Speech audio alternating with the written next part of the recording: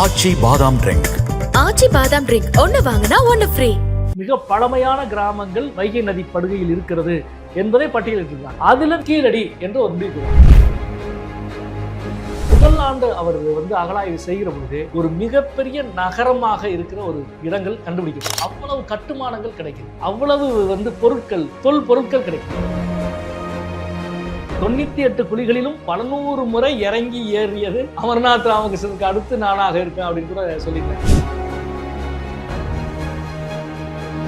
ஆனா ஒரு 20,000 வருடம் 15,000 வருடங்களுக்கு முன்பு பழக்கப்பட்ட ஒரு கருவியை அதற்கு பிறகு 15,000 ஆண்டுக்கு பிறகு நவீன கட்டடம் கட்டப்பட்ட ஒரு வீட்டிற்குள்ளே அந்த கட்டடம். செங்கலினுடைய வடிவமே ஒரு மிக முக்கியமானது. எல்லா செங்கலும் ஒரே அளவிலான அளவீடுகளை கொண்டது. அது ஒரு தனி ஆய்வாக. அதுல ஒரு நாய் தடம் இருக்கும். நாயோட தடம், கால் தடம். அதாவது அந்த செங்கல்ல அறுத்து காய வச்சிருப்பாங்க இல்லையா, அப்போ ஒரு நாய் அதை மிதிச்சுட்டு போயிருக்கு. அந்த தடம் அப்படியே இருந்தது. அதுக்கு பிறகு அதை எடுத்து வச்சு அப்படியே வீடு கட்டிருக்கலாம். கீழே இருக்கிற பூர்வ நிலத்திலிருந்து காலகாலமாக மண் விழுந்து இடிபாடுகள் விழுந்த இந்த டெபாசிட் 13 மீட்டர். இந்த 13 மீட்டரை நீங்க தோண்டிட்டு போனீங்கன்னா கீழே அந்த வெர்ஜின் சாயில்.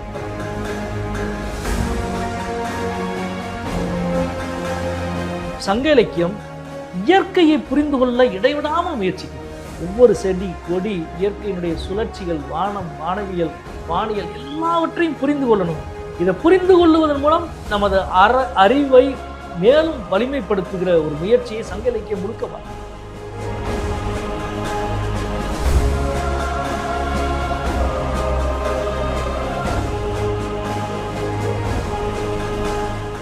வணக்கம், இது தி டிபேட். நான் தினேஷ்.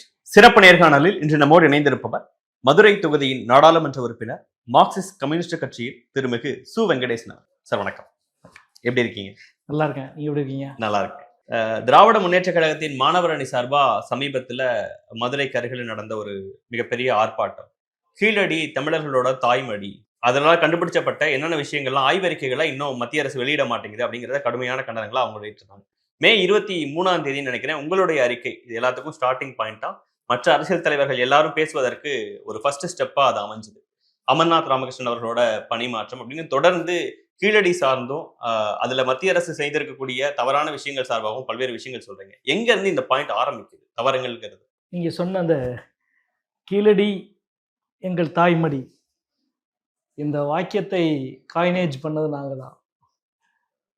கரெக்டா சரியாக 8 ஆண்டுகளுக்கு முன்பு அன்றைக்கு ஒரு சிறப்பு மாநாடே தமிழ்நாடு முற்போக்கு எழுத்தாளர் சங்கம் சார்பாக சென்னையில் நடத்தினோம். கருப்பு கருணா எல்லாருமே இருந்து மிக சிறப்பாக நடத்தினோம். எங்கே இருந்து தவறு ஆரம்பிக்குது அப்படின்னா, ஒன்றிய அரசினுடைய எல்லா செயல்பாடுகளும் ஒரே நோக்கத்து சார்ந்தவை. அந்த நோக்கம் என்பது கீழடியினுடைய உண்மைகளை குறுக்கீடு செய்வது. எந்தெந்த வகையிலெல்லாம் குறுக்கீடு செய்வதோ எல்லா வகைக்குமான வேலையை தான் ஒன்றிய அரசு செய்தது.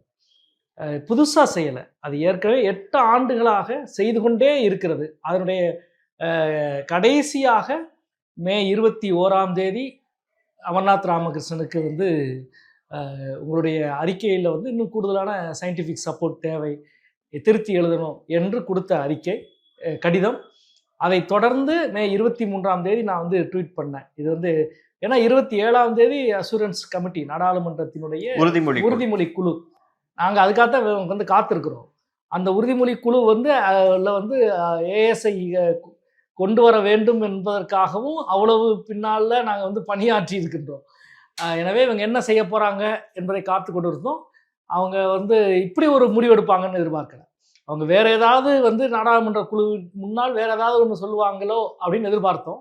அப்படி அவங்க சொன்னால் அதுக்கு பதில் சொல்வதற்காக அந்த குழுவினுடைய மற்ற உறுப்பினர்களோடெல்லாம் நாங்கள் பேசி கொண்டிருந்தோம். ஆமாம், ஆனால் அவங்க இப்படி ஒரு வேலையை செய்ததை ஒட்டித்தான் 23ஆம் தேதி அந்த அறிக்கையை வெளியிட வேண்டியதாயிட்டு. இப்போ அவங்க சொல்லக்கூடிய விஷயங்கிறது எந்த இடத்துல வழக்கத்துக்கு மாறா இருக்குன்னு நீங்க நினைக்கிறீங்க? எது சம்பந்தமா? இந்த அவரோட பணியிட மாற்றம், இதை ஏன் ஆய்வு முடிவுகளை வெளியிட மாற்றம் அப்படிங்கிற விஷயங்கள்லாம் என்ன ஏஎஸ்ஐ சார்பில் இதெல்லாம் வழக்கமான நடைமுறை தான், சில ஊடகங்கள் இதை வேற மாதிரி காமிக்கிறீங்க அப்படிங்கிற விஷயங்களை அவங்க குறிப்பிடுறாங்க. எந்த இடத்துல வழக்கத்துக்கு மாறா இருக்குன்னு நீங்க நினைக்கிறீங்க? அது ஏஎஸ்ஐயோ அல்லது ஒன்றிய அரசினுடைய எந்த ஒரு துறையிலும் ஒரு அலுவலர் அல்லது ஒரு அதிகாரி பணியிட மாற்றம் என்பது வழக்கமான ஒன்று தான், அது ஒன்றும் புதிய விஷயம் இல்லை. ஆனால் அமர்நாத்துக்கு நடந்த பணியிட மாற்றம் என்பது வழக்கமான ஒன்றல்ல. அதனால தான் நம்ம பேச வேண்டியிருக்கு. குறிப்பாக 2015, 16 2 ஆண்டுகள் அமர்நாத் கீழடியில் அகழாய்வு செய்கிறார். அந்த அகழாய்வில் 15, 16 2 ஆண்டிலும் மிகப்பெரிய அளவுக்கான ஒரு புதிய கண்டுபிடிப்பை அவர் பார்த்து மீட்டெடுத்து அந்த கண்டுபிடிப்பை செய்கிறார். அப்படின்னா உற்சாகமாக அவருக்கான கால நீட்டிப்பு கொடுத்துருக்கணும்.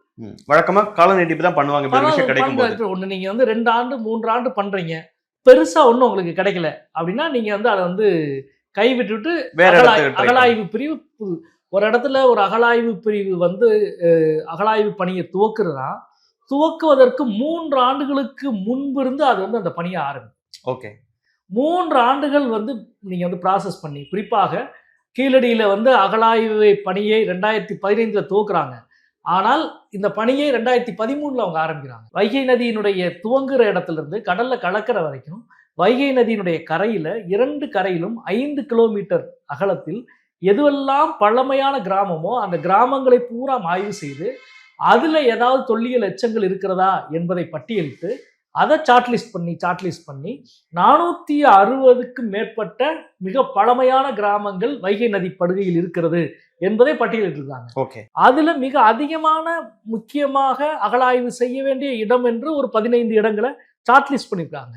அந்த 15ல இருந்து கீழடின்னு ஒரு முடிவுக்கு வராங்க. சரி, நம்ம ஏதாவது ஒரு இடத்துல தான் அகழாய்வு செய்ய முடியும். சரி, இந்த 15ல இருந்து எங்க செய்யலாம் அப்படின்ற பொழுது கீழடி என்று ஒரு முடிவுக்கு வருவாங்க. இந்த முடிவுக்கு அவங்க வருவதற்கு 2 ஆண்டுகள் அந்த அகழாய்வு பிரிவு உழைத்திருக்கிறது. கீழடிங்கிற இடத்தை சூஸ் பண்றதுக்கு, ஆமா, தேர்வு செய்வதற்கு 2 ஆண்டுகள் உழைத்திருக்கிறது. மொத்த டீம் ஒர்க் பண்ணிருக்காங்க, நடந்தே கடந்திருக்கிறாங்க. வைகையினுடைய துவக்கத்திலிருந்து கடைசி வரைக்கும் எல்லா கிராமங்களையும் அவர்கள் நடந்து இவ்வளவு பெரிய களப்பணியை ஆற்றிக்கிறாங்க. அந்த அவ்வளவு பண்ணி தான் ஒரு இடத்த தேர்வு செய்யறாங்க. தேர்வு செஞ்சு அகழாய்வை பண்ணுகிற பொழுது உங்களுக்கு கண்டுபிடிப்புகள் எதுவும் நிகழாம போகலாம்.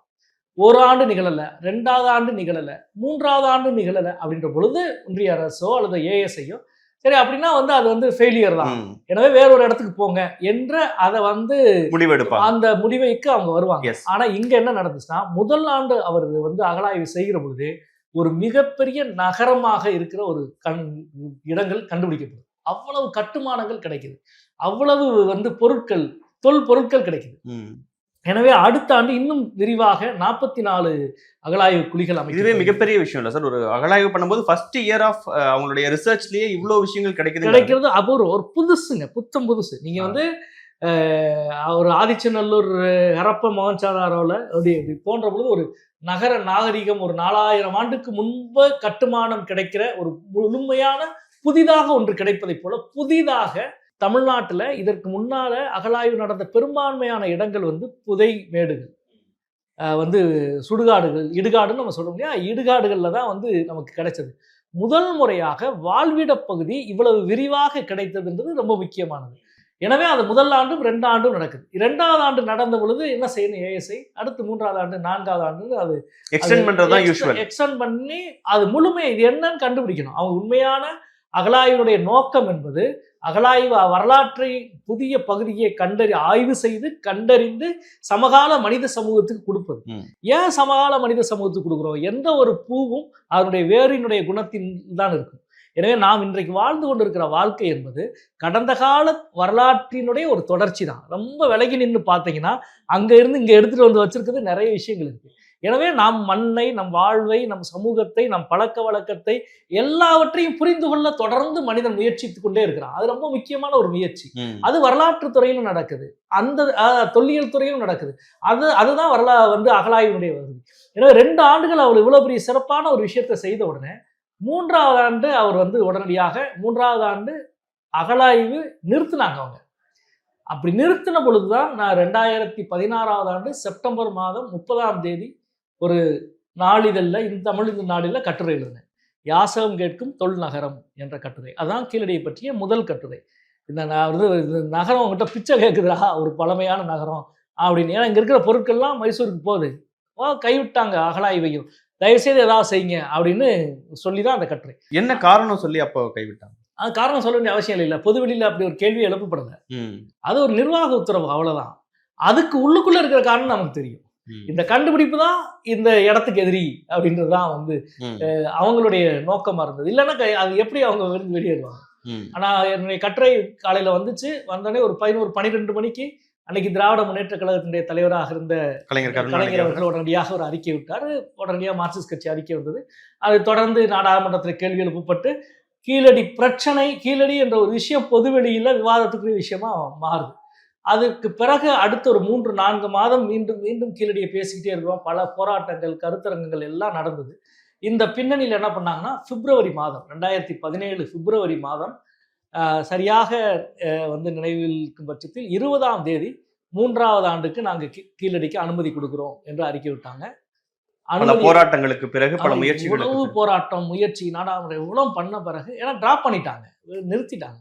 எனவே 20ஆம் தேதி பிப்ரவரி 20ஆம் தேதி 5 மாத போராட்டத்துக்கு பிறகு சரி நாங்கள் 3வது ஆண்டு கீழடிக்கு அனுமதி கொடுக்குறோம் அப்படின்னு அனுமதியாளர் கொடுத்தாங்க.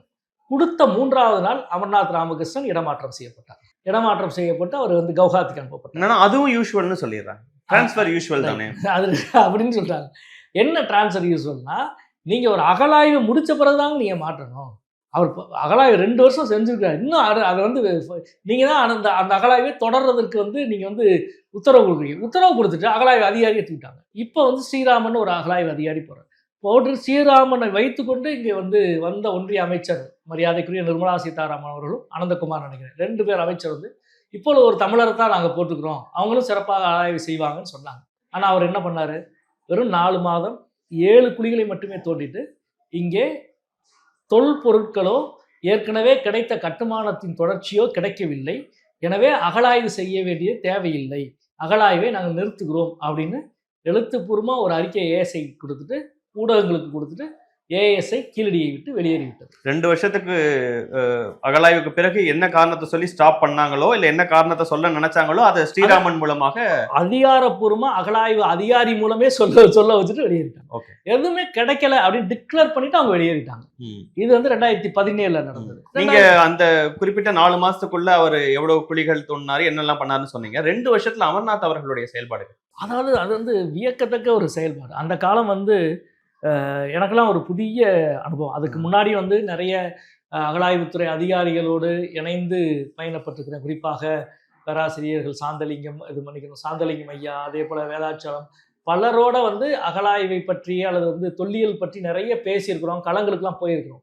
ஆனால் ஒரு இடம் முதல்ல கண்டுபிடிக்கிறதுல இருந்து ஆரம்பித்து அந்த குழிகளை தோண்டி ஒவ்வொன்றா கிடைக்கிற பொழுது அவங்களுடைய மனநிலை எப்படி மாறுது, அதை எப்படி புரிஞ்சுக்கிற முயற்சி பண்ணுறாங்க, அதை எப்படி வந்து கையாளுறாங்க அப்படின்றது அங்கேயும் அதை ஏறக்குறைய ஒரு பல நாள் வந்து அங்கேயே அந்த கூடாரங்களே நாங்கள் தங்கியிருக்கிறோம். அமர்நாத் ராமகிருஷ்ணன் அளவுக்கு தொடர்ந்து ஃபீல்டில் இருந்தவர் நீங்களா இருப்பீங்க. ஆமாம், அதாவது நான் அந்த கருத்தரங்கத்தில் கூட சொன்னேன், அமர்நாத் ராமகிருஷ்ணன் ஆய்வு செய்த வெட்டி எடுத்தது வந்து ஏறக்குறைய 98 குழிகள். அந்த 98 குழிகளிலும் 100 முறை இறங்கி ஏறியது அமர்நாத் ராமகிருஷ்ணனுக்கு அடுத்து நானாக இருப்பேன் அப்படின்னு கூட சொல்லிக்கிறேன். அவரும் அவருடைய துணை ஆய்வாளர்களும் அதை செஞ்சுருக்கிறாங்க. ஏன்னா ஒவ்வொன்றையும் வந்து கண்டுபிடித்த உடனே அவர் பேசுகிற முதல் ஆளாக அன்னைக்கு நான் இருந்தேன். அதே போல் நான் போய் பார்த்துட்டு அவ்வளவு தூரம் நாங்கள் பேசிக்கிட்டோம். குறிப்பாக அங்கே அன்றைக்கி வந்து ஒரு கட்கோடாரி ஒன்று கிடைத்தது. அதெல்லாம் வந்து மிகப்பெரிய வியப்பாக இருந்தது. கட்கோடாரின்றது வந்து உங்களுக்கு தெரியும் வந்து பழங்கற்கால கருவி. அதுக்கு பிறகு தான் வந்து இரும்பு கண்டுபிடிக்கிறான், உலோகங்கள் கண்டுபிடிக்கிறான், அதுக்கு பிறகு எல்லாம் வந்துருச்சு. ஆனால் ஒரு 20,000 வருடம் 15,000 வருடங்களுக்கு முன்பு பழக்கப்பட்ட ஒரு கருவியை அதற்கு பிறகு 15,000 ஆண்டுக்கு பிறகு நவீன கட்டடம் கட்டப்பட்ட ஒரு வீட்டிற்குள்ளே வந்து அந்த கட்கோடாரி இருக்கு. இது எனக்கு முதல்ல புரியல, இது எப்படிங்க ஒரு கட்கோடாரி எப்படி இருக்க முடியும், 15-20,000 வருட இடைவெளி இருக்கு இதுக்கு அப்படின்ற பொழுது அதான் பேசுறோம். இன்னைக்கு நம்ம வீட்டில் முன்னோர்களுடைய படங்கள் வைக்கிறோம், 3 தலைமுறைக்கு முன்னாடியான படத்தை நம்ம வைக்கிறோம். அந்த மாதிரி இருக்கலாம். அதே மாதிரிதான் ஒரு குலதெய்வத்தினுடைய ஒரு கல்லை வச்சு வழிபட்டு இருக்கோம். இந்த குலதெய்வத்தினுடைய வரலாற்றுன்னு பார்த்தா பல தலைமுறைக்கு முன்னாடி இருக்கும். அதே மாதிரி வந்து அது நம்முடைய முன்னோர்கள் பயன்படுத்திய ஒரு ஆயுதம் என்று அவங்க வச்சு வழிபட்டு இருக்கலாம். ஸோ வந்து காலம் வந்து எப்படி கைமாற்றி பல 1000 ஆண்டுகளை 100 ஆண்டுகளை கைமாற்றி கொடுக்கிறது என்பது வந்து ரொம்ப வியப்பா இருந்தது. எனவே வந்து அதற்கு பிறகு அமர்நாத் அந்த 2 வருஷம் பத்தி சொல்லிட்டு என்னென்ன விஷயங்கள். ஆமா, அந்த 2 ஆண்டுகள் நிறைய விஷயங்கள். அதே போல வந்து ஒரு செங்கலினுடைய வடிவமே ஒரு மிக முக்கியமானது. எல்லா செங்கலும் ஒரே அளவிலான வந்து அளவீடுகளை கொண்டது. அது ஒரு தனி ஆய்வாக இருந்தது. அதில் வந்து ஒரு நாய் தடம் இருந்தது. அந்த செங்கல் வந்துட்டு நாயோட தடம், கால் தடம். அதாவது அந்த செங்கல்ல அறுத்து காய வச்சிருப்பாங்க இல்லையா, அப்போ ஒரு நாய் வந்து அதை மிதிச்சுட்டு போயிருக்கு. அந்த தடம் அப்படியே இருந்தது. அதுக்கு பிறகு அதை எடுத்து வச்சு அப்படியே வீடு கட்டியிருக்கிறாங்க. இப்போ அந்த அந்த நாகரிகம் விழுந்து இத்தனை ஆண்டுக்கு பிறகு இப்போ கண்டுபிடிக்கப்படுறப்ப அந்த சுட்ட செங்கல்ல அந்த நாய் தடம் இருக்கு. ரொம்ப ஆச்சரியமா கேட்டேன். அந்த நாயோட அந்த தடம் ரொம்ப அகலமா இருந்தது. இது நாய் தடம் தானா, வேற ஏதாவது ஒரு தடமா அப்படின்னு சொல்லிட்டுலாம் அப்படி பேசியிருக்கிறோம். நிறைய அப்போ எழுத்துக்கள் பற்றி, அந்த இரவாதன் அப்படின்ற அந்த சொல் பற்றி, எழுத்து பிழையோடு எழுதப்பட்ட எழுத்து இருந்தது அதில். அதை பற்றி நான் முதல்ல எழுத பழகினவனாக இருந்திருப்பான். எனவே தான் பிழையோடு அநேகமாக அவங்க சொன்னது. ஏன்னா அவங்க தான் அறிஞர்கள், நாம் வந்து மாணவர்கள் தான். அநேகமாக தமிழ் எழுத்தில் பிழையோடு எழுதப்பட்ட எழுத்து இது, வேற எங்கேயும் வந்து பிழையோடு கிடைக்கல. அப்படின்னா என்னன்னா புதிதாக எழுத ஆரம்பிச்சு துவங்கி அறிஞர்கள் இல்லை, ஒரு சாமானியனே எழுதி, எல்லாருமே சாமானியர் எழுதியிருக்கிறான். அவனே புதுசா துவங்கி இருக்கிறான். எனவே முதல்ல ஒரு எழுத்து பிள்ளையோட எழுதியிருக்கான், அப்புறம் எழுத்து பிள்ளையை சரிப்படுத்தியிருப்பான் அப்படின்ற விஷயங்கள். இப்படி நிறைய எண்ணிலடங்காத விஷயங்கள். ஒவ்வொரு ஆண்டும் கருதுகோள்கள் மாறுச்சு. நாங்கள் வந்து முதல் ஆண்டு கண்டுபிடிக்கப்பட்ட கட்டடங்கள் இதெல்லாம் எப்படி புரிஞ்சுக்கணும், 2வது ஆண்டு கண்டுபிடிக்கப்பட்டதான் முதல் ஆண்டு வந்து தொழில்கூட பகுதியாக இருந்திருக்கு, வாழ்விட பகுதி இந்த பக்கம் இருந்திருக்கும். அல்லது வந்து நீங்கள் வந்து அந்த நகரத்தின் ஒரு பகுதியில் வந்து அதிகமான இரும்பு ஆயுதங்கள், போர்க்கருவிகள் கிடைச்சது. ஆனால் வந்து வேறொரு பகுதியில் வந்து போர்க்கருவிகள் ரொம்ப குறைவாக கிடைக்குது. இந்த மாதிரி ஆயுத கருவிகள் குறைவாக கிடைக்குது. அதை தாண்டி வந்து நுட்பமான பணிகள் நிறைந்த பொருட்கள் நிறைய அங்கே கிடைச்சது. ஒருவேளை நகரத்தினுடைய மையப்பகுதியில் இப்படி இருந்துக்கலாம், வந்து விளிம்பு பகுதிகளில் வந்து போர் வீரர்கள், ஆயுதம் தாங்கிய வீரர்கள் இவர்கள் வாழ்ந்திருந்திருக்கலாம் அப்படின்னு இதெல்லாம் புரிதல். ஆனால் என்னன்னா ஒட்டுமொத்தமாக அந்த அகழாய்வு மேட்டை முழுமையாக ஆய்வு செய்கிற பொழுது தான் இது இன்னும் முழுமையாக புரிந்து கொள்ள முடியும். கீழடியை தாண்டி இல்லை, கீழடி என்பதைவே சொல்கிறேன். கீழடி என்பது ஒரு 3 மேடுகளாக இருக்குது. அதில் ஒரே ஒரு மேடு 110 ஏக்கர் கொண்ட ஒரு மேடில் முதல் 2 வருஷம் இந்த 110 ஏக்கரில் ஒரு 50 சென்ட், 1 ஏக்கருக்கும் சரிபாதி தான் அமர்நாத் ராமகிருஷ்ணன் ஆய்வு பண்ணது. இந்த 110 ஏக்கர் மாதிரி இன்னொரு 80 ஏக்கர் கொண்ட மேடு ஒன்று இருக்குது, இன்னொரு 70 ஏக்கர் கொண்ட மேடு இருக்குது. இது எல்லாமே ஒன்றோடு ஒன்று இணைந்தது அப்படின்றத நாம் பார்க்குறோம். எனவே அவரை பொறுத்த வரைக்கும் அப்படி ஒரு புதிய கண்டுபிடிப்புகள் நிகழ்ந்த ஒரு ஆச்சரியம் தான் அந்த 2 ஆண்டுகள்ல இருந்தது. ஓகே, இவ்வளோ கண்டுபிடிப்புகள் இருந்த இடத்த ஒரு 4 மாசம் பண்ணிட்டு அங்கே ஒன்றுமே இல்லைன்னு ஒருத்தர் சொல்லிட்டு அதை ப்ரெஸ் ரிலீஸ் கொடுக்குறாரு, கவர்மெண்ட் சைட்லேருந்து ரிலீஸ் பண்ணுறாங்க. அப்போ என்ன மாதிரி சுச்சுவேஷன்ஸ் இருந்தது? அப்போ ரொம்ப அப்போ நான்லாம் நாடாளுமன்ற உறுப்பினராக கூட கிடையாது.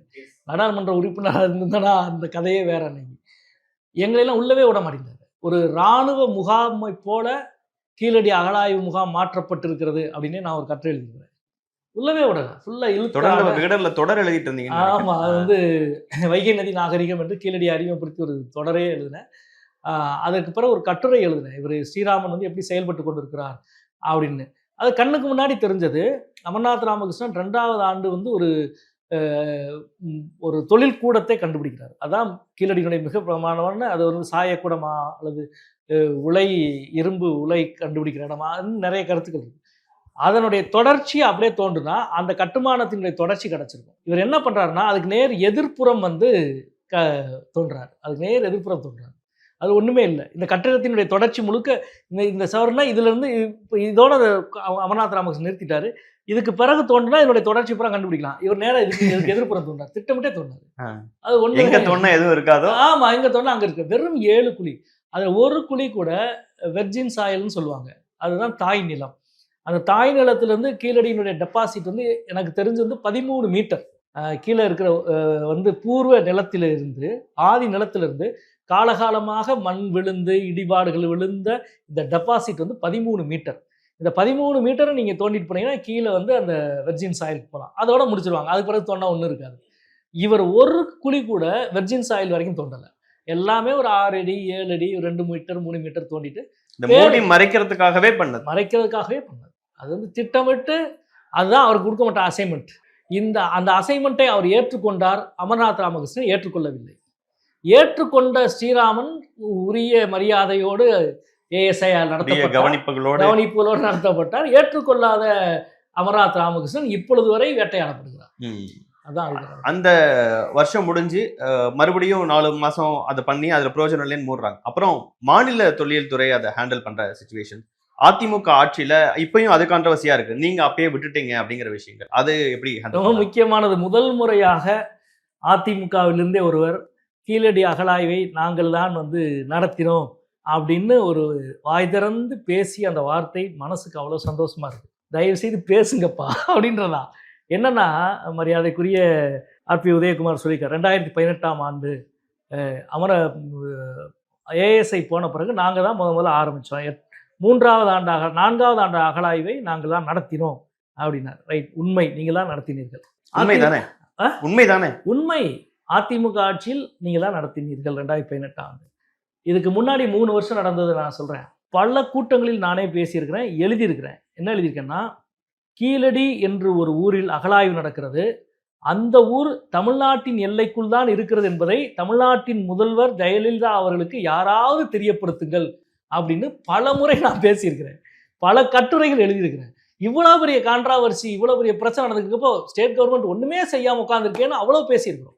இதனுடைய உச்சபட்சமான விளைவாக 3வது ஆண்டு அன்றைக்கு அந்த துறையினுடைய பொறுப்பாளராக இருந்த திரு தா. உதயச்சந்திரன் அவர்களுடைய ஈடுபாட்டால், ஆனால் அதிமுக அரசு தான், அதில் ஒன்றும் சந்தேகம் இல்லை, 15 கோடி ரூபாய்க்கு வந்துட்டு கொடுக்கப்பட்டு 55 லட்சம் ரூபாய் அதுக்கு ஒதுக்கீடு செய்யப்பட்டது. தமிழ்நாட்டு தொல்லியல் துறை வரலாற்றில் அகழாய்வுக்கு 5 லட்சத்துக்கு மேல் ஒதுக்கப்பட்ட வரலாறே கிடையாது.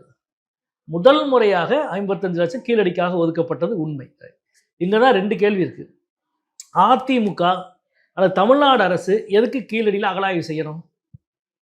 ஏனென்றால் ஒன்றிய அரசு நமக்கு துரோகம் செய்துவிட்டு வெளியேறிவிட்டது. மிகப்பெரிய நாகரீகத்தை மண்ணை கொண்டு மூடிவிட்டு வெளியேறிவிட்டது. அந்த துரோகத்திற்கு செய்யப்பட்ட புதிய நிவர்த்தியாக செய்யப்பட்ட பணிதான் இது. எனவே அவர்கள் செய்த அரசியலை பற்றி நான் பேச மாட்டேன், அந்த துரோகத்தை நான் பேச மாட்டேன். ஆனால் நான் தானே செஞ்சேன்னா உங்கள் அந்த அரசு யாராக இருந்தாலும் பரவாயில்ல, அன்னைக்கு இருந்த அழுத்தத்தால் நிகழ்ந்த ஒரு விஷயம். எனவே அதிமுக செய்தது பாஜகவின் துரோகத்தை அம்பலப்படுத்துவதற்காக செய்த நடவடிக்கை. நான் பாஜகவின் துரோகத்தை பேச மாட்டேன், ஆனால் நான் செஞ்சதை மட்டும் பேசுவேன் என்று சொல்லுவதில் என்ன நியாயம் இருக்கிறது என்பதுதான் என்னுடைய கேள்வி. நான் அப்போ தொடர்ந்து மஃபாய் பாண்டியராஜன் அவர்கள் மினிஸ்டரா இருந்தவர் இது பாரத நாகரிகம் அப்படின்லாம் பேசினாரு. அது பெரிய கான்ட்ரவர்சியா வந்து பேசினாரு. பக்கத்துல அந்த பத்திரிகையாளர் சந்திப்புல நானும் கூட இருந்தேன். ஏன்னா அவர் எப்பெல்லாம் அங்க வந்தாரோ அப்பெல்லாம் நான் போயிடுவேன். எனக்கு தெரியவர் ஏதாவது என்னமாவது, ஏன்னா நாங்கள் தான் தொடர்ந்து போய்கிட்டே இருக்கிறோம்.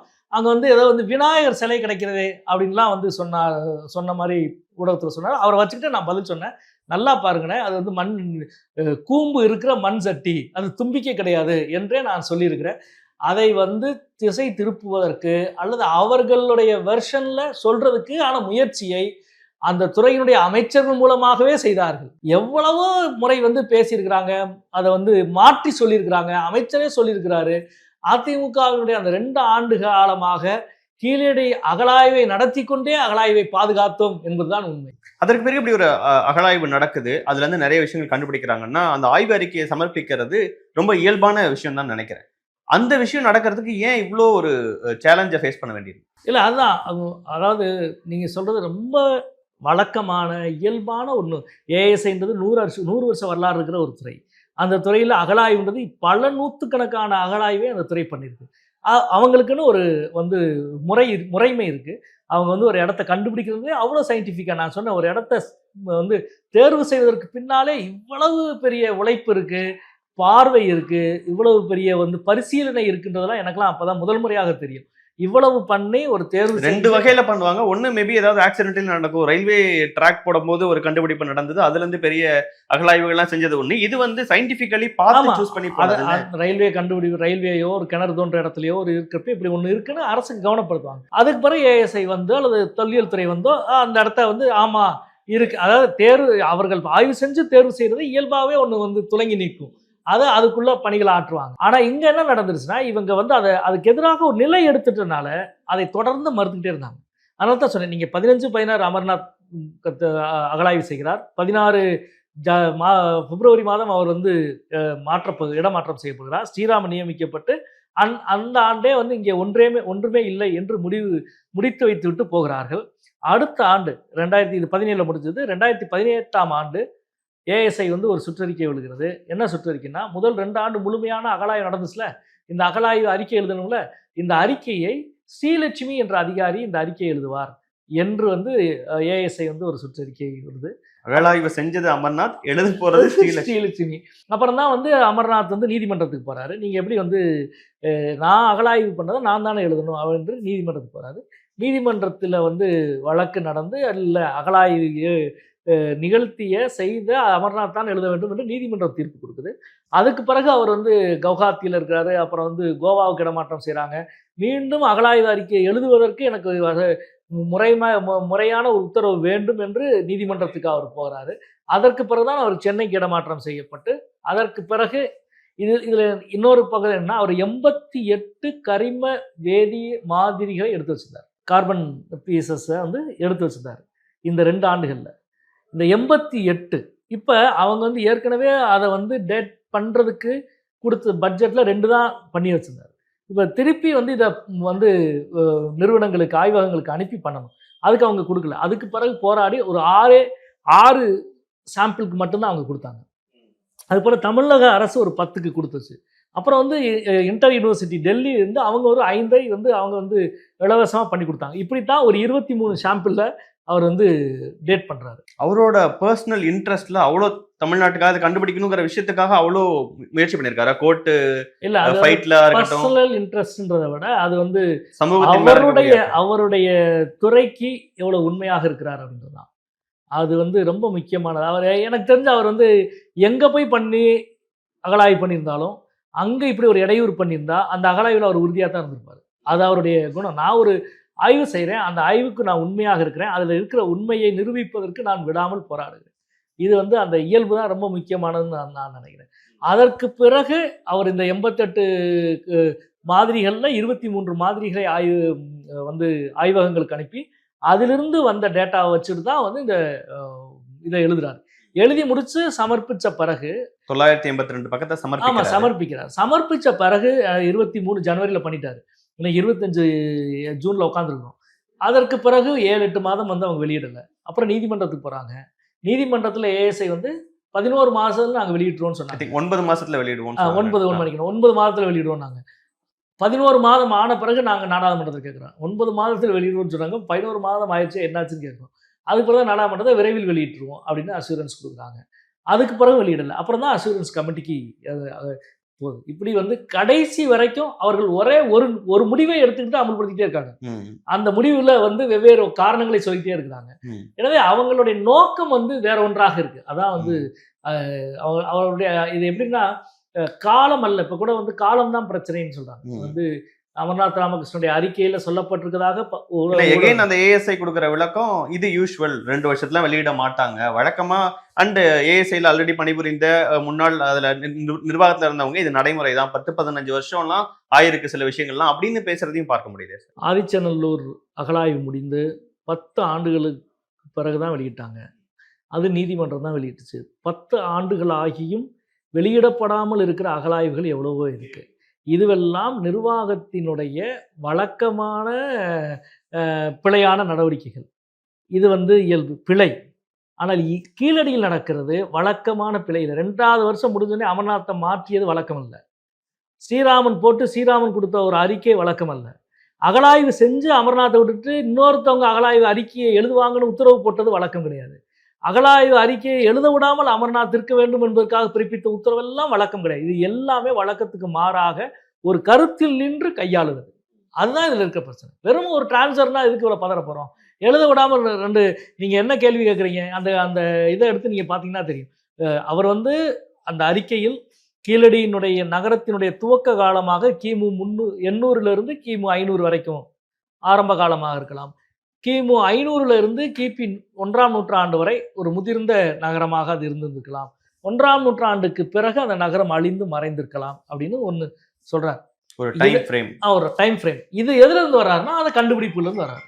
அவர் வந்து நீங்க வந்து பார்த்துருப்பீங்க, இத்தனை ஒரு 23 வேதியியல் கரிமங்களுடைய மாதிரி எடுத்திருக்காரு. 6820 எலும்புகளினுடைய மாதிரிகளை எடுத்து ஆய்வு பண்ணியிருக்கிறாங்க. நெல் மாதிரிகளை எடுத்து ஆய்வு பண்ணியிருக்கிறாங்க. எவ்வளவோ உங்களுக்கு தெரியும். Pondicherry French Institute of Pondicherry அல்லது புனே டெக்கான் காலேஜ் அல்லது வந்து பீட்டா, அதே போல் பல ஆய்வுகளை நடத்தியது ஏஎஸ்ஐ வேதியியல் ஆய்வகம். இவ்வளவு வைத்து அவர் ஒரு ஒரு ஃப்ரேம் ஒர்க்கை உருவாக்குறார், கட்டமைப்பு உருவாக்குறார். இது மாறுபடலாம், அது பிரச்சனையே கிடையாது. நாளைக்கு ஒரு புதிய கண்டுபிடிப்பு இதை மாத்தலாம், இதை விட முன்னாடி இருந்தோன்னு கூட சொல்லலாம், தாராளமா சொல்லலாம், ஒன்றும் தவறே. அவர் சொல்றாரு நீங்க வந்து கீப் 500 நீங்க இன்னைக்கு வந்து அங்க கொட்கையில கிடைச்சிருக்கிற காயினோ அல்லது இதுல கிடைச்சிருக்கிற இரும்பு வாளோ, இதெல்லாம் இதை விட டேட்டா முன்னுக்கு போகுது. நான் கேட்பேன், இது எப்படி நீ இந்த டேட்டா நீ இன்னும் பின்னுக்கு கொண்டு வந்தீங்கன்னா நான் கேட்பேன். ஆனா அவர் கண்டுபிடிச்சு நிறுவுறாரு. ஒரு நகரம் உருவாகிறதுக்கு 300 வருஷம் ஆகும். நீங்க சென்னைக்கு 385 வயசு ஆகுது, 395 வயசு ஆகுது. ஒரே நாள்ல அந்த சென்னை உருவாயிருக்கு. இந்த இடத்துக்கு வர்றதுக்கு 300 வயசு ஆயிருக்குல்ல. அதே மாதிரி தானே ஒரு நகரம் வந்து ஒரு செழிப்புற்ற நகரமாக மாறுவதற்கு கீழடியிலே அதுக்கு உதாரணம் இருக்கே. கீழடியில வந்து கட்டுமானங்கள் இருக்கு. கீழே போனீங்கன்னா வந்து கூரைகள் வைத்து அந்த நகரத்துல வீடுகள் இருந்ததற்கான அடையாளங்கள் அதுக்கு கீழே இருக்க லேயர்ல இருக்கு. அதே போல எழுத்துக்கள் உருவாகிறதுக்கு முன்பு வெறும் கிறுக்கல்கள் மட்டும் இருந்த பானை ஓடுகள் கிடைச்சிருக்கு. அது மாறி மாறி தானே நகரங்கள் உருவாகும். எனவே வந்து அவர்கள் எப்படி நீங்க வந்து 800 இருந்து அதை கிமு 300 இருந்து அதுக்கு முன்னால் போனதுக்கான காரணம் இல்லை, அது பொருத்தம் இல்லைன்றதான் அவருடைய வாதமா இருக்கு. அது வந்து காலம் அல்ல, கருத்து தான் அவங்களுடைய பிரச்சனை. அதான் கேட்கணும்னு நினைக்கிறேன். நீங்க 2015 அவர் அகழாய்வை தொடங்குனதுல இருந்து இவ்வளோ இடையூறு, இவ்வளோ எதிர்ப்புகள், இவ்வளோ குறுக்கீடுகள், இவ்வளோ அவங்களுக்கு எதிரான நடவடிக்கைகள்னு செய்யறதுக்கான காரணம் என்ன? அதாவது அவங்க வந்து இந்தியாவை ஒட்டுமொத்த பாஜகவினுடைய அரசியலினுடைய அடிப்படை கோட்பாடு இந்துத்துவா. இந்துத்துவா கோட்பாட்டினுடைய மைய அச்சு வேதகாலம், வேத நாகரிகம், சனாதன கோட்பாடு, சமஸ்கிருதம். இதுதான் மைய அச்சு. அந்த மைய அச்சு இருக்கு இல்லையா, அந்த மைய அச்சுக்கு சம்பந்தமில்லாத ஒரு பேருலகாக தமிழ் வரலாற்று உலகு இருக்கு. நீங்க வேத காலம் என்றும் வேத நாகரீகம் என்றும் எதை நீங்க சொல்றீங்களோ அதனுடைய எந்த ஒரு துளி அடையாளமும் இல்லாமல் ஒரு செழிப்புற்ற நாகரீகமாக இங்கே இருந்திருக்கு. வேத காலத்தினுடைய கடவுளர்களோ வேத காலத்தினுடைய வேற எந்த முறைமையுமே இங்க இல்லை. இங்க வந்து அவ்வளவு பேரையும் வந்து இறந்த எல்லாத்தையும் புதைச்சிருக்கிறான். புதைச்ச புதைக்குழிகளிலும் முதுமக்கள் தாலியும் தான் அவ்வளவு இருக்கு. முதுமக்கள் தாலியில இருந்தால் எல்லாத்தையும் தூக்கி வச்சிருக்கான். வேதத்துல வந்து நகரமே கிடையாது, கட்டடங்களே கிடையாது. இன்னும் சொல்லப்போனால் ஒரே ஒரு பாடலில் மட்டும் இந்திரன் வந்து கோபத்தோட நகரத்தை அழிக்கிறான். எனவே நகர நாகரிகத்தையே அறியாதவர்கள் வேத காலத்து மக்கள். அவர்கள் வந்து எரியூட்டித்தான் பழக்கம், அவங்களுக்கு புதைத்தே பழக்கம் கிடையாது. ஆனால் இங்கே பாருங்க, இவ்வளோ பெரிய நகரம் இருக்கு, நகரத்தில் இருக்கிற இவ்வளோ இருக்கு. எனவே வேதகால நாகரிகத்துக்கு முற்றிலும் புறம்பான ஒரு நாகரிகம் அதற்கு முன்பே இங்கே இருந்திருக்கிறது, செழிப்புற்று இருந்திருக்கிறது. இந்த வரலாற்று உண்மையின் மீது நீங்க ஒரு கட்டடத்தை கட்டினீங்கன்னா, ஒரு உண்மையின் அடிப்படையிலான ஒரு கருத்தாக்கத்தை உருவாக்குறீங்கன்னா, அது அவர்களுக்கு நேர் எதிரான ஒரு உலகத்தை தான் இது காட்டுது. எனவே தான் இது வந்து தென்னிந்தியா, ஏற்கனவே நம்ம அதான் சொல்லிக்கிட்டே இருக்கோம், சமஸ்கிருத மொழி குடும்பமும் தமிழ் மொழி குடும்பமும் முற்றிலும் வெவ்வேறு என்று, மொழியிலிருந்து, பண்பாட்டிலே இருந்து, வரலாற்றிலே இருந்து இந்த நிலமும் இதற்குரிய தனித்தன்மையும் வேறு. இதை அங்கீகரிப்பது என்பது அவர்களுக்கு மிகப்பெரிய பிரச்சனையா இருக்குது. அவருடைய அடிப்படையவே சமரசம் செய்கிற ஒரு விஷயமாக இருக்கு. எனவே தான் இவ்வளவு போராடுறாங்க. இந்த நிகழ்ச்சியை பார்க்குற சாமானியர்களுக்கும் புரியுற மாதிரி நீங்க குறிப்பிட்ட மாதிரி வேத நாகரிகம்னு பாஜக சொல்லக்கூடிய, சிந்து நாகரிகம்னு சொல்லக்கூடிய அந்த விஷயத்துக்கும் இந்த தமிழர் நாகரிகம் கீழடியிலிருந்து கண்டுபிடிக்கப்பட்ட விஷயங்களுக்குமான வேறுபாடு, அது தெரிஞ்சா என்ன மாதிரி மாற்றங்கள்லாம் நடக்க, இந்திய சமூகத்தின் அந்த கட்டமைப்பே வரலாறு எப்படிலாம் மாறுவ வாய்ப்பு இருக்குங்கிறத இல்ல. அதாவது இப்ப நம்ம பேசுகிறது மொத்த இந்தியாவினுடைய வரலாறு இல்ல, இந்தியாவின் தென்கோடியில இருக்கிற தமிழ்நாட்டில் இருக்கிற ஒரு வரலாறு. இப்ப நான் வந்து முதல்ல கூட வந்து வைகை நதி நாகரிகம் தான் என் புத்தகத்துக்கு வந்து தலைப்பு கொடுத்தேன். வைகை நதியில் மட்டும் ஒரு நாகரிகம் உருவாகிருக்க முடியுமா அப்படின்ற கேள்வியை நீங்க கேட்டீங்கன்னா, பொருணை நதியில வந்து இவ்வளவு நகரங்கள் கண்டுபிடிக்கப்பட்டிருக்கு, காவிரியில கண்டுபிடிக்கப்பட்டிருக்கு. ஆனால் நான் சில விவாதங்கள்ல சொல்லுவேன், வந்து தமிழ் இலக்கியத்துல, சங்க இலக்கியத்துல பல நதிகளை பற்றி குறிப்பு இருக்கு, ஆனா வைகையை பற்றி சொல்லுகிற மட்டும்தான் தமிழ் வைகை அப்படின்னு சங்க இலக்கியம் சொல்லுது. எனவே தமிழ் மொழியினுடைய, தமிழ் பண்பாட்டினுடைய ஏதோ ஒரு துவக்க புள்ளியாக வைகையினுடைய ஒரு கரை, வைகை நதியினுடைய கரைகள் இருந்திருக்கு அப்படின்றது தான். அதனால தான் வைகை சங்க இலக்கியத்தின் பல பாடல்கள் வந்து வைகையை வந்து பாடுவதும், பாண்டிய மன்னனை பாடுவதும், பாண்டியனை தான் பழையோன் என்று சொல்றோம்.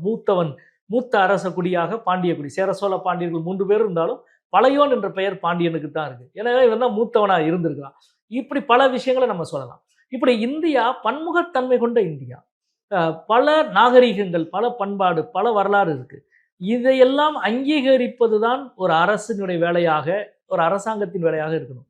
இவங்க இந்த பல தன்மையை, பன்மையை முற்றிலும் மறுப்பவராக, முற்றிலும் நிராகரிப்பவர்களாக இருக்கிறார்கள். ஒரு நல்ல அரசு இப்படி ஒரு கீழடியில இவ்வளவு வரலாறு கண்டுபிடிச்சிருக்கோம்னா அதுக்கு மகிழ்ச்சியாக இன்னும் பணம் ஸ்பெண்ட் பண்றது அப்படிங்கிற விஷயங்கள் தானே அதான் வரணும். அப்படிதான் வரணும். இவ்வளவு ஒரு புதிய விஷயம் கிடைச்சிருக்கு அப்படின்னு சொன்னா இது சர்வதேச அளவில் அவ்வளவு பெரிய ஒரு விஷயமாக மாற்றப்பட்டிருக்கணும். ஆனா இதை பாருங்க, மூடி மறைக்கிற மண்ணள்ளி போடுற வேலைக்கு தான் அவங்க முக்கியத்துவம் கொடுத்தாங்க. நீங்க திடீர்னு ஒரே நாள் கடல்கள்ல டைவ் அடிச்சு பிரதமர் போய் துவாரகா இங்கே தான் இருக்கு அப்படின்னு சொல்லிட்டு வந்துட்டார். அதுக்கு பிறகு ஆய்வு நடத்துறதுக்கு நாங்கள்லாம் கேள்வி கேட்ட பிறகு ஆய்வு நடத்துறதுக்கு ஏஎஸ்ஐ உத்தரவு கொடுக்குது. இதை கண்டுபிடிச்ச பிறகு ஆய்வு நடத்தி கண்டுபிடிச்சதை அங்கீகரிக்க மாட்டோம். ஆனா நாங்க கண்டுபிடிச்சிட்டு ஒண்ணு சொல்றோம் அப்படின்னு. அது உண்மை.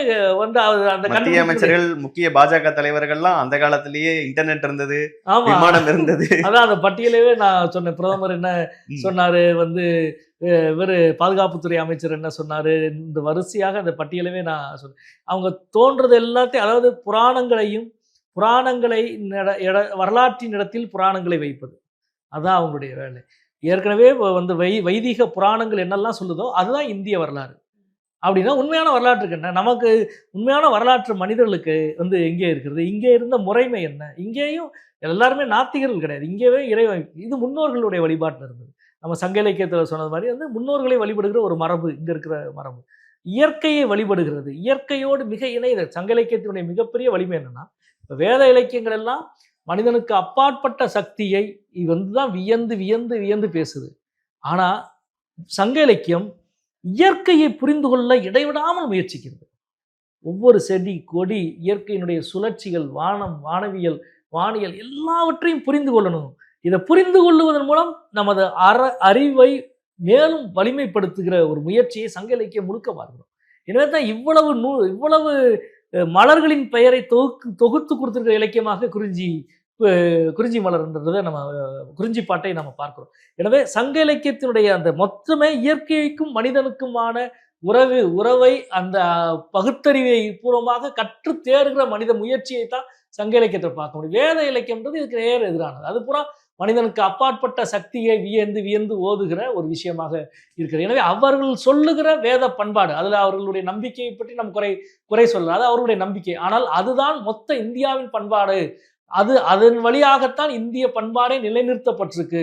அதன் வழியாகத்தான் இந்திய கட்டமைப்பு, வரலாற்று கட்டமைப்பை உருவாக்கப்பட்டிருக்கிறது என்றால் அது முற்றிலும் தவறானது என்பதற்கு இலக்கியம் முழுக்க சான்று இருக்கிறது. இப்பொழுது அகழாய்வு சான்றுமே அதை சொல்லுகிறது.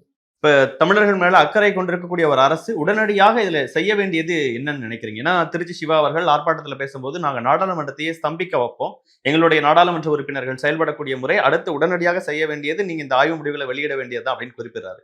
இதன் மேல தொடர்ந்து அக்கறை கொண்டு தமிழ்நாட்டுக்காக, இந்த கீழடிக்காக பேசக்கூடிய உங்களுடைய எண்ணம் என்ன இதுல? இல்ல, இது ஒரு அரசியல் நோக்கத்திற்காக செய்யப்படுகிற வேலை, செய்து கொண்டிருக்கிற வேலை. பாஜகவுடைய தொல்லியல் துறை தனது அரசியல் நோக்கத்துக்காக கீழடி அகழாய்வை வெளியிடாமல் நிறுத்தியிருக்கு. இது அரசியல் களத்தில் சந்திக்க வேண்டிய விஷயம். எனவே நாடாளுமன்றத்தில் இன்றைக்கு ஒன்றிய அமைச்சர் ஷெகாவத் தமிழ்நாட்டு பாஜக அலுவலகத்தில் உட்காந்துக்கிட்டு போதுமான சயின்டிஃபிக் எவிடன்ஸ் இல்லை அப்படின்னு சொல்றாரு. அது ஏஎஸ்ஐ அலுவலகத்தில் உட்காந்து நீங்க சொல்லிருக்கணும், அல்லது ஏஎஸ்ஐ சொல்ல வச்சிருக்கு. ஆமா, நீங்க பாஜக அலுவலகத்தில் உட்காந்து அவரை பத்தி உங்களுக்கு தெரியும். நீங்க சாதாரணமா எம்பிக்கள் போய் மனு கொடுக்க போனா கூட அவர் பாஜக ஆர்எஸ்எஸ் அரசியல் தான் பேசுவார். அப்படி ஒரு அமைச்சர் தான் அவர். அவ்வளவு தூரம் ஆர்எஸ்எஸ் கோட்பாடுகளால் ஊறி போன ஒரு மனிதர்.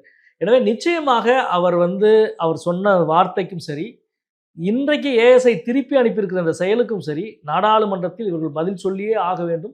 நான் கடந்த வாரத்தில் இவ்வளவு விஷயங்கள் சொல்லும்போது ஆதாரங்கள் பத்தலைங்கிறத நீங்க சொன்ன மாதிரி பாஜக ஆபீஸ்ல உட்காந்துட்டு அமைச்சர் பேசுறாரு, ஏஎஸ்ஐல இருந்து சொல்றாங்க, இதனாலதான் டீடைல்ஸ் கேட்டிருக்கோம் அப்படின்ட்டு. இதை எப்படி பார்க்க வேண்டியது? இல்ல, அதேதான். நீங்க இது உண்மையா இருந்தா நீதிமன்றத்தில் இதை நீங்க சொல்லியிருப்பீங்க. நீதிமன்றத்தில் வழக்குனக்கப்ப நீங்க என்ன சொன்னீங்க? 9 மாதத்தில் நாங்கள் கொடுத்துருவோம் சொன்னீங்க. அன்னைக்கு நீங்க சொன்னீங்களா? படிச்சே பார்க்கலையா? ஓப்பன் பண்ணாமலே நீதிமன்றத்தில் பேசுறீங்க. நீதிமன்றத்துக்கு வழக்கு நடந்த பொழுது கொடுத்து பல மாதங்கள் ஆயிடுச்சு, நீங்க இன்னும் ஏன் வெளியிடல? நீதிபதி கேட்குறா, எப்போ வெளியிடுவீங்கன்னு. நாங்கள் இன்னும் பரிசீலிக்க வேண்டியிருக்கிறது, ஆய்வுக்கு உட்படுத்த வேண்டியிருக்குன்னு தான் நீங்கள் சொல்லிக்கணும். 9 மாதத்தில் நாங்கள் வெளியிடுவோம்னு சொன்னீங்க. நாடாளுமன்றத்தில் என்ன சொன்னீங்க? நாங்கள்லாம் கேட்ட பொழுது விரைவில் வெளியிடும் சொன்னீங்க. அன்னைக்கு நீங்க ஆய்வு இன்னும் இது வந்து போதிய அறிவியல் ஆவணங்கள் இன்னும் சமர்ப்பிக்கப்படவில்லை, எனவே இது பரிசீலனைக்கு உட்பட்டதுல நீங்க சொல்லிக்கணும். வெளியிடுறது பத்தி தான் நீங்க பேசுனீங்க. இவ்வளவுக்கு பிறகு இங்க வந்து பாஜக ஆபீஸ்ல வந்து அறிவியல் ஆதாரம் பத்தவில்லை என்று சொல்வது அப்பட்டமான பொய், அப்பட்டமான மாற்று கருத்து. எனவே நாங்கள் இதை வந்து நாடாளுமன்றத்திலும் சந்திப்போம், மக்கள் மத்தியிலும் சந்திப்போம். கீழடி என்ற சொல் பாஜகவினுடைய அரசியல் வரலாற்றுக்கு எதிராக தமிழ் சமூகத்தின் குறியீட்டு சொல். என்ன செய்ய போறாங்க, உடனடியாக இனிமேலாவது அந்த ஆய்வு முடிவுகளை வெளியிடுவாங்களாங்கிறத பொறுத்து வந்து பார்ப்போம் சார்.